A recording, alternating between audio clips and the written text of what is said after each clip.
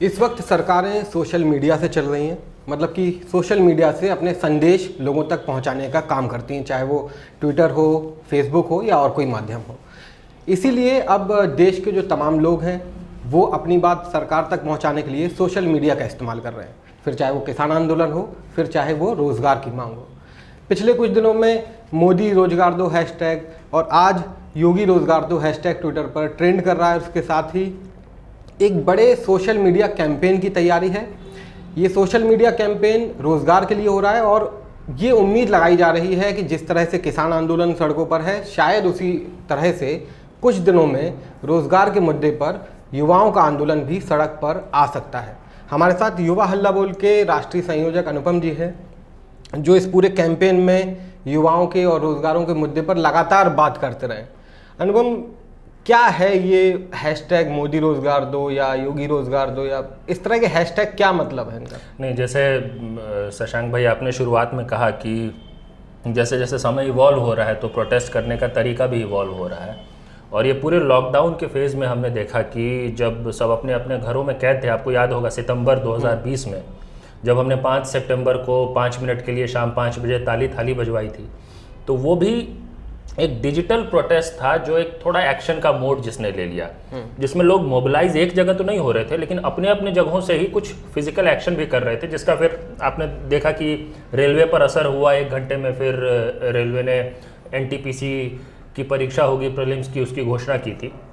तो ये मुझे लगता है कि एक मोड ऑफ प्रोटेस्ट है और जो देश भर के युवा हैं उनमें ज़बरदस्त आक्रोश है, असंतोष है, अपने भविष्य को लेकर सब असमंजस की स्थिति में है और उसी का ये रिफ्लेक्शन है जो अलग अलग ढंग से हो रहा है। वो कभी मोदी जी के वीडियोस पे डिसलाइक से होता है, आप देखते हैं मोदी जी मन की बात करते हैं और लाखों डिसलाइक्स उस पर हो जाते हैं। वो बहुत स्ट्रॉन्ग मैसेज है, उसमें प्रोटेस्ट का मैसेज है जिसको प्रधानमंत्री को, सरकार को समझना चाहिए, उनको हल्के में नहीं लेना चाहिए, उनको रिस्पॉन्ड करना चाहिए।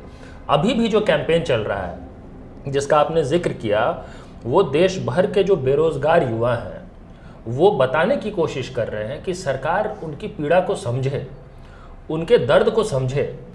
सिर्फ आंकड़े ही नहीं, आंकड़े तो बता ही रहे हैं, आंकड़े आप भी रिपोर्ट करते रहे हैं, हम सब बात करते रहे हैं। वो चाहे एनएसएसओ का डेटा हो, वो तो 2018 में ही आ गया था, जिस डेटा ने बताया था कि देश में बेरोजगारी ने 45 साल का रिकॉर्ड तोड़ दिया है। एनसीआरबी का डेटा 2018 में ही आ गया था जिसने बताया था कि पहली बार देश में किसानों से ज्यादा नौजवान खुदकुशी कर रहे हैं। ये किसी देश के लिए इससे बड़ी चिंता का सबब क्या हो सकता है? सरकार को इससे ज्यादा परेशान किस बात पे होना चाहिए कि उस देश के नौजवान आत्महत्या कर रहे हैं? भारत जैसा देश समझिए, जहां पे कि मतलब एक ओवरवेलमिंग यूथ पॉपुलेशन है। कहा जाता है कि हमारे पास डेमोग्राफिक डिविडेंड है क्योंकि हमारे पास वर्किंग एज पॉपुलेशन में भारी संख्या में यूथ है। लेकिन अगर हम उनको ये दे रहे हैं, उनको अवसर नहीं दे रहे हैं रोजगार के, हम उनके स्किल्स का, उनके एनर्जी का अगर एक सकारात्मक इस्तेमाल देश के विकास के लिए नहीं कर रहे हैं, फिर तो वो डेमोग्राफिक डिविडेंड जो है वो डेमोग्राफिक डिजास्टर बन जाएगा। वैसा बनता दिख रहा है। इसलिए हमने मांग भी किया था, जब युवा हल्ला बोल ने एक यूथ समिट किया था तो उसमें हमने एक प्रस्ताव पास किया था, आपको याद होगा, कि बेरोजगारी को सरकार एक राष्ट्रीय आपदा घोषित करे। अनएम्प्लॉयमेंट नेशनल डिजास्टर है इस समय देश में। उस हद तक मैं कहने को तैयार हूं, सरकारों को गंभीरता से लेना चाहिए कि कैसे रोजगार के अवसर सृजित किया जाए और जो मिनिमम जो काम किया जा सकता है, मतलब देखिए रोजगार तो एक बहुत ही व्यापक सवाल है और रोजगार के जो अवसर की जब बात होती है तो कई क्षेत्र हैं जिनमें रोजगार के अवसर सृजित किए जा सकते हैं। जो किसी ज़माने में मोदी जी बात करते थे, बड़ी बड़ी बातें करते थे, अब उन्होंने बात करना बंद कर दिया। फिर बीच में बोला कि पकौड़े तलना रोज़गार है, तरह तरह की बातें कही, लेकिन अब तो बात ही करना बंद कर दिया है क्योंकि अब उनके पास कहने को कुछ है नहीं। तो रोज़गार जो मैंने कहा कि व्यापक है, देखिए असंगठित क्षेत्र में भारत में सबसे ज़्यादा रोज़गार है, मतलब 90% रोज़गार जो है, जो लेबर फोर्स है इंडिया का, वो अनऑर्गेनाइज्ड सेक्टर में है। लगभग 10% ही है जो ऑर्गेनाइज्ड सेक्टर में है। जो ऑर्गेनाइज्ड सेक्टर में है उसमें भी एक बड़ा चंक है जो प्राइवेट सेक्टर में है और बहुत छोटा परसेंटेज है जो गवर्नमेंट सेक्टर में है। अब हम यहाँ से इस प्रोटेस्ट की बात पर आते हैं। ये जो छोटा परसेंटेज है, ये सबसे आसान है सरकार के लिए ये भर्ती करना। यहाँ पे आपको कोई पब्लिक इन्वेस्टमेंट करने की जरूरत नहीं है, जिससे कि पब्लिक इन्वेस्टमेंट होगा, प्राइवेट इन्वेस्टमेंट होगा और फिर उससे रोजगार के अवसर क्रिएट होंगे। कई पद हैं जो सैंक्शनड है लेकिन खाली पड़े हुए हैं। हमारा तो ये कहना है कि जो आइडियल रिक्वायरमेंट है वो सैंक्शनड नंबर ऑफ पोस्ट से भी ज़्यादा है। उदाहरण के लिए जैसे कि भारत में सिर्फ पुलिस विभाग में 5.5 लाख से ज़्यादा पद खाली पड़े हुए हैं। ये जो गिनती है 5.5 लाख पद, ये सैंक्शनड स्वीकृत पद जो है उनमें से 5.5 लाख खाली पड़े हैं। लेकिन अगर आप सरकार की अपनी रिपोर्ट के हिसाब से ही देखेंगे कि प्रति 1 लाख नागरिकों पे कितने पुलिसकर्मी होने चाहिए, अगर आपको सही में लॉ एंड ऑर्डर को व्यवस्थित रखना है तो उसके लिए एक रेशियो है कि इतने लाख नागरिकों पे इतने पुलिस वाले होने चाहिए। उसके इंटरनेशनल स्टैंडर्ड्स है, नेशनल स्टैंडर्ड्स है। अगर उसका पालन किया जाए तो ये जो सैंक्शनड पोस्ट है इसकी संख्या भी बहुत बड़ी हो जाएगी।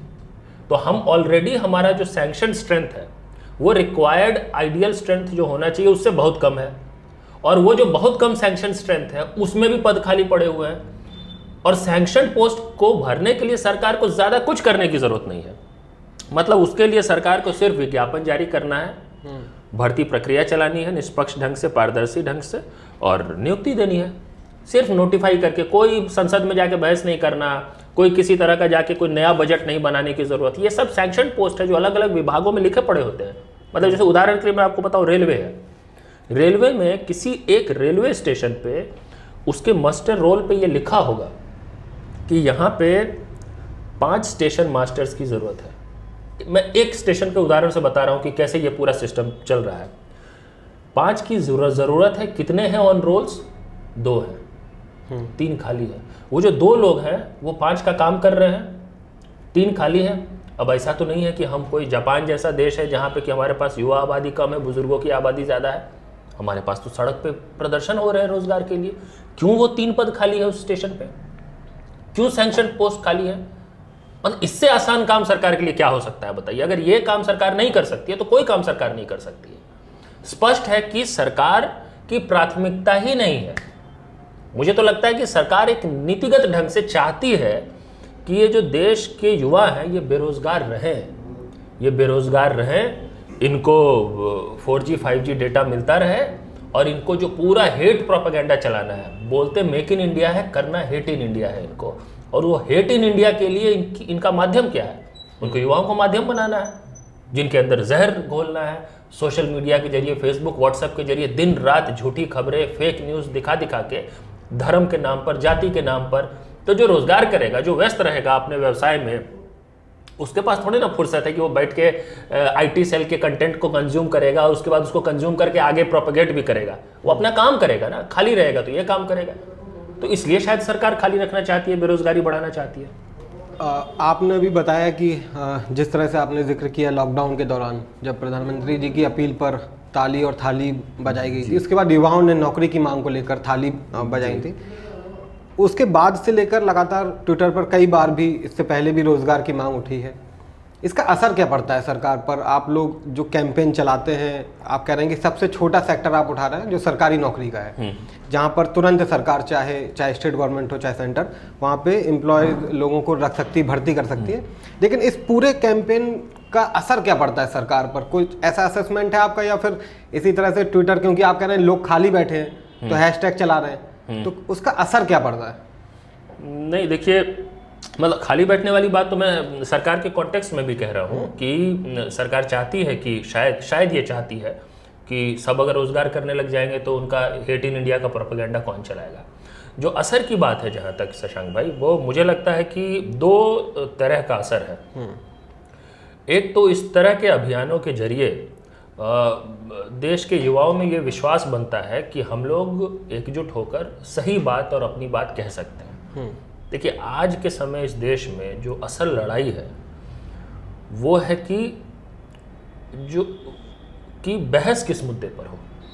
बहस जीतता कौन है ये नहीं, मतलब देश में बहस किस मुद्दे पे हो, पूरा विमर्श किस पर चले। क्या दिन रात मतलब चीन, पाकिस्तान, खालिस्तान, इस पे बहस होती रहे? एक वर्ग है जो ये चाहता है। और देश के ये जो युवा जो अभी जिसको आप इस प्रोटेस्ट में देख रहे हैं, ये चाहते हैं कि रोजगार पर बात हो, सरकार कुछ सफाई दे, जस्टिफिकेशन दे, कोई योजना बताए, कोई प्लान बताए, फेल हो गए कोई दिक्कत नहीं है, किसी कारण से हो गए होंगे, आगे कुछ कर रहे हैं, सोच रहे हैं, कुछ संवेदनशीलता है, ये प्रकट करें। किसान जैसे प्रोटेस्ट कर रहे, देखिए किसान चाहते हैं कि फसल की कीमत पर बात हो, तो असल बहस ही ये है कि किस मुद्दे पर बहस हो। और इस तरह के प्रोटेस्ट से कम ये होता है कि हम सही सवालों पर, जो देश के सही सवाल है, उस पर बहस को कुछ हद तक लाने की कोशिश करते हैं, और मुझे लगता है कई बार सफल भी रहते हैं। जैसा आपने सितंबर वाले का जिक्र किया, आपको याद होगा 5 सितंबर पहले, सबसे पहले तो मोदी जी ने ताली थाली बजवाया था कोरोना भगाने के लिए। हमने सोचा कि जब कोरोना भाग सकता है तो प्रधानमंत्री भी जाग सकते हैं, तो फिर हमने ताली थाली बजाया। 5 सितंबर को वो हुआ, फिर 9 सितंबर को फिर बेरोजगार युवाओं ने लाइट ऑफ करके प्रोटेस्ट किया, और फिर आपको याद होगा 17 सितंबर को, जिस दिन प्रधानमंत्री जी का जन्मदिन होता है, उनके जन्मदिवस को बेरोजगार दिवस और जुमला दिवस के तौर पर मनाया गया था। और उसके ठीक अगले दिन 18 तारीख को उत्तर प्रदेश सरकार ने यह घोषणा किया कि 6 महीने के अंदर जितने खाली पड़े पद हैं उनको भर दिया जाएगा। तो असर हुआ ना, ये 18 तारीख को हुआ है, आप चेक करिए। अगर यूपी गवर्नमेंट चीफ मिनिस्टर के ट्विटर हैंडल से है, 18 तारीख को चीफ मिनिस्टर ने मीटिंग बुलाई, तो क्यों 18 तारीख को मीटिंग बुलाई इस पर कि जितने खाली पड़े पद हैं उनको भरा जाए और 6 महीने में भरा जाएगा। 6 महीने पूरे होने को है, अभी भी सवाल वहीं का वहीं है, लेकिन कम से कम उनको ये बताना दिखाना तो पड़ा कि हम इस पर बात कर रहे हैं, तो असर हुआ। जैसे एनटीपीसी, रेलवे एनटीपीसी वाले एग्जाम की बात है, रेलवे के सिर्फ जो नॉन टेक्निकल पॉपुलर कैटेगरी के जितने पोस्ट्स हैं और जो ग्रुप डी की भर्ती, इन 2 भर्तियों को मिला के 2 करोड़ 42 लाख कैंडिडेट्स ने अप्लाई किया। आप समझिए, ये हमारे जो सुन रहे हो समझे, 2 करोड़ 42 लाख, 10 लाख 20 लाख 30 लाख किसी एक एग्जाम में अपियर हो जाए तो हम कहते हैं कि कितने बच्चे अपियर हो रहे हैं। इस रेलवे की 2 भर्तियों में 2 करोड़ 42 लाख अपियर हुए। ये फरवरी 2019 में लोकसभा चुनाव से पहले बोला गया था कि अब हम रेलवे के माध्यम से 4 लाख नौकरी देंगे, क्योंकि चुनाव होने वाले थे। पीयूष गोयल ने बात कह दी। पीयूष गोयल के कहने के बाद तुरंत बाद ग्रुप डी और एनटीपीसी की भर्ती निकली, लेकिन 1 साल तक फिर कोई, जैसे ही चुनाव हुए, चुनाव वो जीत गए, उसके बाद सब अता पता खत्म हो गया। लेकिन जब ये प्रोटेस्ट हुआ तो शाम के 5 बजे 5 मिनट के लिए ताली थाली बजाई गई, शाम के 6 बजे रेलवे बोर्ड के चेयरमैन ने प्रेस कॉन्फ्रेंस किया। असर हुआ, उनको ये समझ में तो आता है और समझना पड़ेगा, ये लोकतंत्र है। कोई कितना भी इसको मरोड़ने की कोशिश करे, कुछ और बनाने की कोशिश करे, कोई एक सरकार की इच्छा कितनी भी नापाक हो, लेकिन ये लोकतंत्र इतना छोटा नहीं है कि एक सरकार, एक नेता, एक पार्टी के चाह लेने से ये इस लोकतंत्र को पूरी तरह से ध्वस्त कर देंगे। कभी कभार कोई किसी बैटल में ये अपने अनैतिक तरीकों से फतह कर ले जाते हैं, लेकिन अंततः तो जीत लोकतंत्र की होगी, जीत सत्य की होगी, और उसका ये मैनिफेस्टेशन है जो छोटे छोटे पार्ट्स में होता है। और मुझे लगता है अभी भी ये ना समझे, अगर देखिए अभी तक क्या है कि ये गुस्सा अभी भी एक्यूमुलेट हो रहा है लगातार। ये जो प्रोटेस्ट चल रहे हैं, इसमें भी कोई एक परीक्षा, एक भर्ती के बच्चे नहीं हैं। ये बेरोजगारी से सीधे तौर पर पीड़ित जितने देश के युवा हैं, वो सब एकजुट होकर ये बात कह रहे हैं। तो मुझे लगता है कि अगर सरकार इसको गंभीरता से नहीं लेती है तो देर नहीं लगेगा कि ये जो इस समय डिजिटल ढंग से प्रोटेस्ट कर रहे हैं या डिजिटल कम फिजिकल ढंग से, कुछ सिंबॉलिक ढंग से प्रोटेस्ट कर रहे हैं, ये लोग सब सड़क पर उतर जाए और इस सरकार से हिसाब मांगना शुरू कर दें। और सड़क पर ही ना उतरे, ये तो किसान आ रहे थे तो दिल्ली बॉर्डर पर रोक दिया ना। भारत के युवाओं को रोक नहीं पाएंगे। ये देश किसी सरकार पार्टी का नहीं है, देश के नौजवानों, ये देश नौजवानों का देश है। इस देश में कम से कम रोजगार और भविष्य निर्माण के सवाल पे तो युवाओं के साथ लंबे समय तक छलावा नहीं हो सकता है। चाहे ये कितना, इनके तरह तरह के टॉनिक है इनके पास बीच में जो देते रहते हैं, वो कुछ भी काम नहीं आने वाला है। तो सरकार को समझ जाना चाहिए। एक बात जब रोजगार की होती है तो कई बार उत्तर प्रदेश के मुख्यमंत्री हों या कोई भी स्टेट गवर्नमेंट हो, चाहे सेंटर के हों, ये एक बात का जिक्र ज़रूर होता है कि जो कैपेबल कैंडिडेट हैं, योग्य उम्मीदवार हैं, वो नहीं है। तो क्या इसको हम ऐसे भी देखें कि जो प्रोटेस्ट चल रहा है ट्विटर पर, या आप कह रहे हैं कि कल को सड़क पर भी हो सकता है, तो उनमें ये कितनी आप गुंजाइश मान रहे हैं कि जितनी भी वैकेंसीज हैं वो वैकेंसीज सरकार नहीं भर रही है, या वो वैकेंसीज हो सकता है इसलिए भी ना भर पा रही हूँ कि योग्य उम्मीदवार ना हो, ऐसा अगर लोग सोचें तो? ये वैसे ये बहुत हास्यास्पद तर्क है जो आप सही कह रहे हैं कि सरकार कई बार देती है, केंद्रीय श्रम मंत्री ने भी एक बार कहा था, यूपी के मुख्यमंत्री ने भी एक बार ये बात कहा था। और देखिए, सबसे पहली बात कि अगर एक बार को हम उनकी बात मान लें, योग्यता के सवाल को, तो भारत के नौजवान योग्य हो, नौकरी करने लायक हो, ये जिम्मेदारी कंबोडिया सरकार की तो नहीं है ना। ये भी तो किसी की जिम्मेदारी है, किसी का दायित्व है ना, इन्हीं लोगों का दायित्व है। सब लोग योग्य ही हो जाए, भारत के नौजवान उतने ही काबिल हो जाए, तो वो सरकार छोड़ देना, फिर नौजवान ही सरकार भी चला लेंगे जब उनको कुछ करना ही नहीं है। तो एक तो ये तर्क बेकार है कि योग्य नहीं है, कि ये नहीं है, वो नहीं है। आप उस देश के नौजवानों के बारे में बात कर रहे हैं जिनकी योग्यता सुनिश्चित करने की जिम्मेदारी आपकी अपनी है। इसीलिए तो सरकार ने स्किल इंडिया का नाम लिया था ना, कि हम कौशल विकास योजना लाएंगे।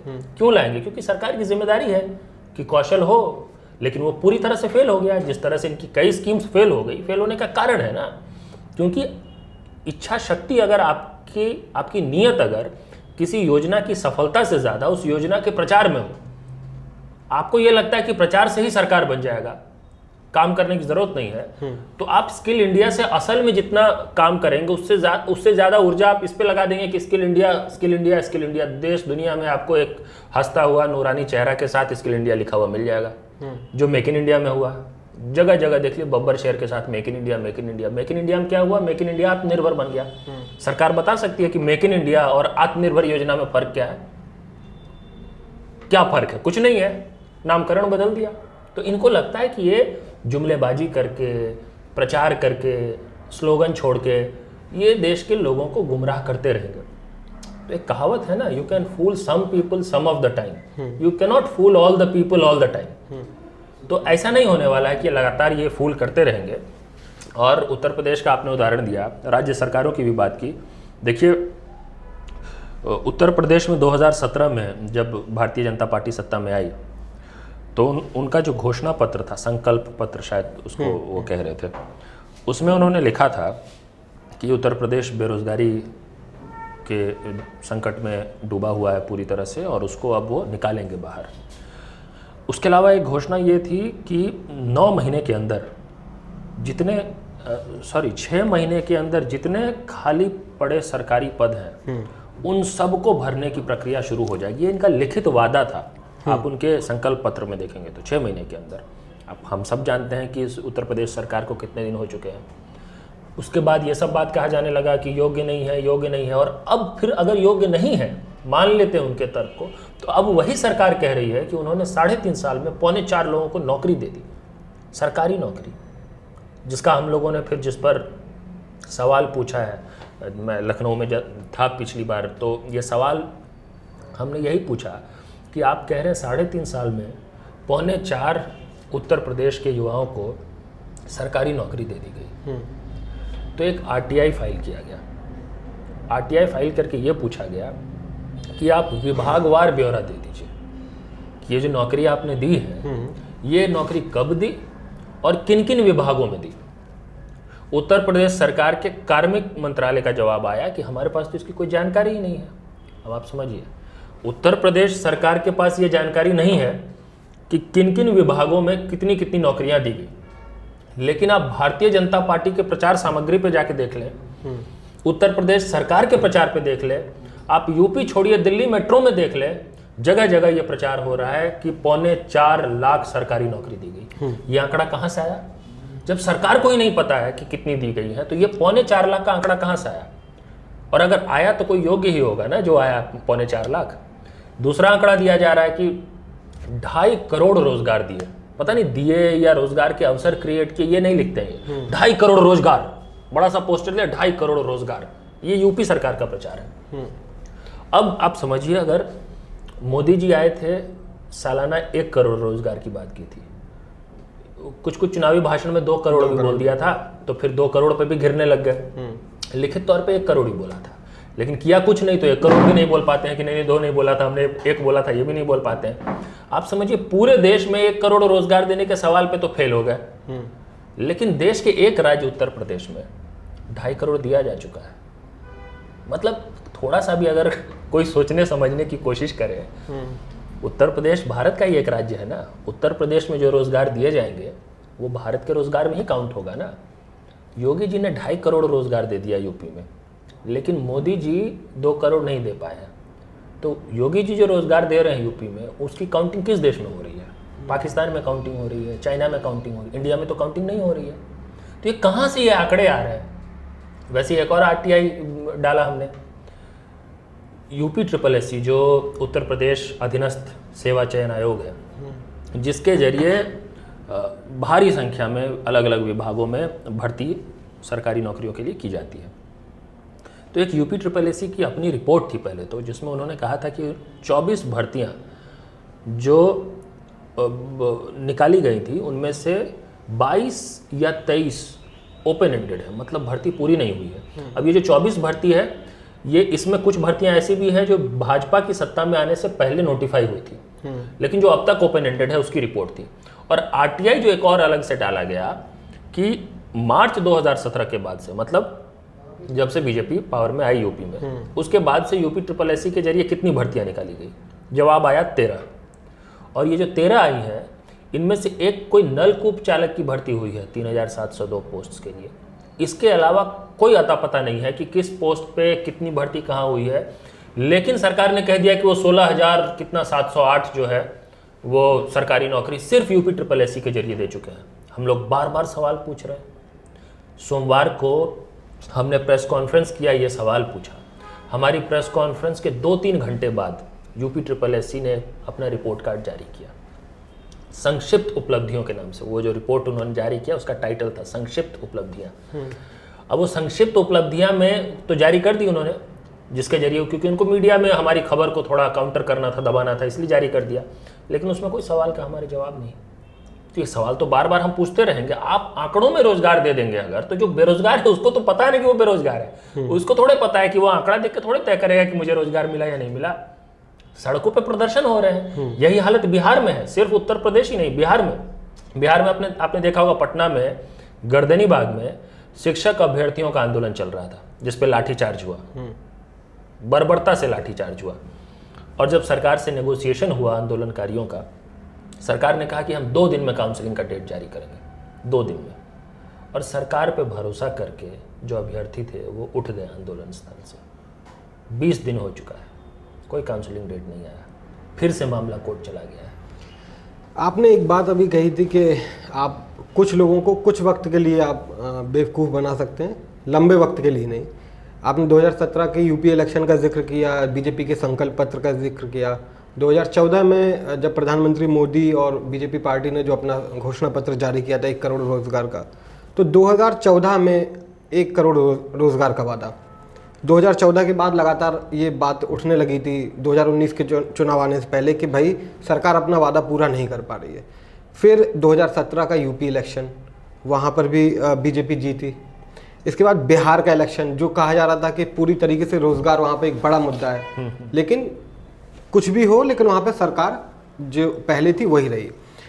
मेरा सवाल ये नहीं है कि सरकार क्यों नहीं बदली, लेकिन जब असंतोष होता है तो सरकार बदलती है, और सरकार का वही काम है और वो नहीं कर पाती है तो उसे बदल जाना चाहिए, यही लोकतंत्र है।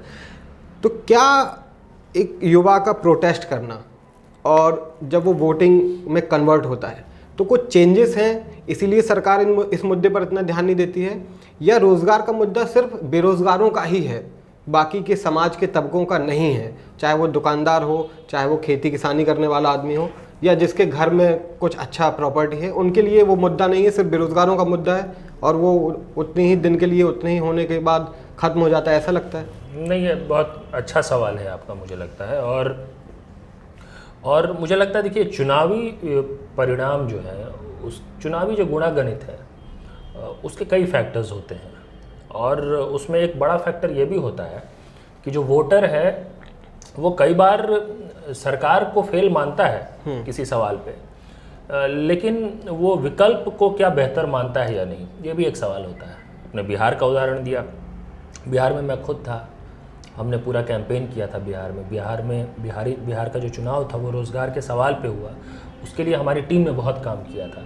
वो जो पूरा पढ़ाई कमाई दवाई का नारा था, वो नारा हमने दिया, जिसको फिर पूरे बिहार चुनाव में बार बार वो घूमा वो नारा।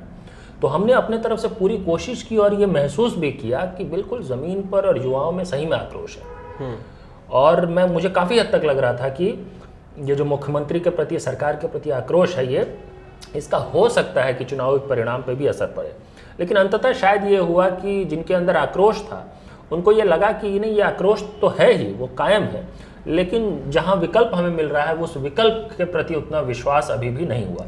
तो एक फैक्टर तो ये है। दूसरा जो आपने पूछा कि क्या ऐसा है कि बेरोजगारी का सवाल सिर्फ बेरोजगारों का है, अब ये मैं अक्सर आजकल एक बात जो कहता हूँ, जो आपसे भी शेयर करना चाहूँगा, आप सभी जो लोग भी सुन रहे हैं सबसे, मुझे ये लगता है कि पिछले कुछ वर्षों में हमारे समाज में भी एक तरह का कुछ परिवर्तन आया है, पूरे एब्सोल्यूट ढंग से तो नहीं लेकिन काफ़ी स्तर पे, कि हम लोगों को अपना अन्याय लगता है। किसी और के साथ जो अन्याय होता है उसको हम महसूस नहीं कर पाते हैं, उसको हम फील नहीं कर पाते हैं, जो होता पहले नहीं होता था।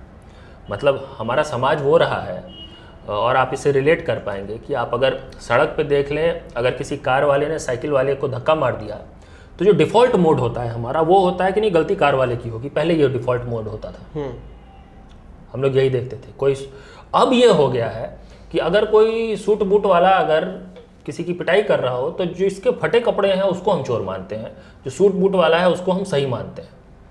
मतलब ये थोड़ा मुझे दुख होता है ये बोलते हुए, लेकिन मुझे लगता है कि अन्याय को लेकर जिस तरह का आक्रोश होना चाहिए, जो अन्याय खुद मेरे साथ नहीं हो रहा है, वो आक्रोश दिखता नहीं है। और ये सिर्फ बेरोजगारों की ही बात नहीं है। आप देखिए, किसान आंदोलन करे तो शायद बहुत सारे बेरोजगार जो आज हमारे आंदोलन में मिलजुल के पार्टिसिपेट कर रहे हैं, उनको किसानों के आंदोलन में किसानों का दर्द नहीं समझ में आ रहा है, उनको अपना दर्द समझ में आ रहा है, वो कर रहे हैं प्रोटेस्ट। ऐसा नहीं कि वो सरकार को लेकर बिल्कुल सॉफ्ट है, अभी जम के कर रहे हैं प्रोटेस्ट। मुझे कई बार कहना पड़ता है कि अपनी भाषा को थोड़ा ठीक रखो। बेरोजगारों के अंदर भी आप देखेंगे, जब यूपीएससी के सीसेट विक्टिम्स जब प्रोटेस्ट करते हैं, तब एसएससी वालों को लगता नहीं है कि वो अन्याय हुआ है, उसमें हमको भी कूद के साथ देना चाहिए। एसएससी का प्रोटेस्ट होता है तो फिर किसी और को नहीं लगता है कि ये साथ, शिक्षक अभ्यर्थी जब प्रदर्शन करते हैं तो एसएससी वाले उसमें बिल्कुल इनडिफरेंट हो जाते हैं।